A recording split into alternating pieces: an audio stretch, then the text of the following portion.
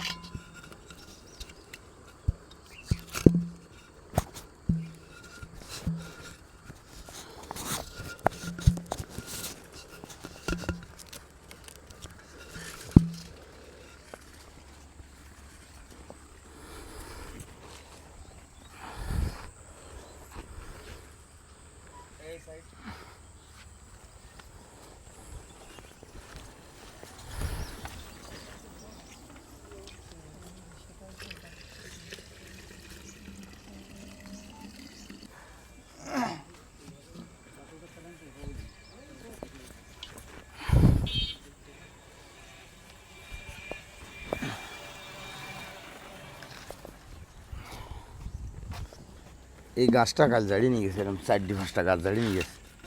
একটার পরে গেছি আনতে। কারা ঝাড়িয়ে নিয়ে গেছে? লোকজনে জাড়িয়ে নিয়ে যায়, চুরি করে নিয়ে গেছে। হ্যাঁ, রাস্তার লোকে নেই ভাই, যশোর টাউনিতে পর্যন্ত ইজি বাইকে আসে, প্রাইভেটে আসে এই গতি। হ্যাঁ, গতবার 1500 টাকা জরিমানা দিয়েছে, গাড়ি ভাঙিয়েই ফেলছিল লাস্টে। রস জিনিস মানুষ একটু খাবে ভাই, তা খাক, যদি ভাই দেন রস খাইয়ে এরম ঢক করে বাল ফাটি দিয়ে যাবে, জীবনে কোনোদিন দাবি নেই। আর বাড়েরে এরম থাকবে, তলায় ফেলানি থাকবে, ভাঙ্গা থাকবে, নলি থাকবে না, বিভিন্ন সমস্যা। তাহলে এবার ওই লোক যা নেওয়ার পরে যা থাকবে, সকালবেলায় যা হবে ওর চেয়ে বেশি হবে আমার। কিন্তু তারপরে আসলে লোকের মানবতা নেই, কি করব।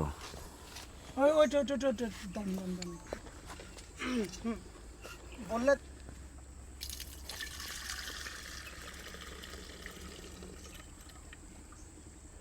ঠেলে দুইয়ে দে, বহু গাছ কাটতে যাব, সন্ধ্যে রাত ঝাড়িয়ে আনি যাও রান্দে খাবো, ঠেলে দুইয়ে দে, বহু গাছ কাটতে যাব। রস পছন্দ করে না এমন কোনো ব্যক্তি নাই।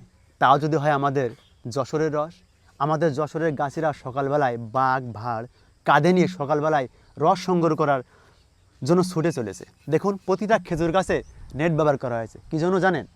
যাতে আমাদের নিপা ভাইরাস কোনো প্রকার আক্রমণ করতে না পারে। তা আসুন আমরা ভেজাল মুক্ত রস খাই, নিজের স্বাস্থ্যকে ভালো রাখি, নিজের জীবনকে ভালো রাখি।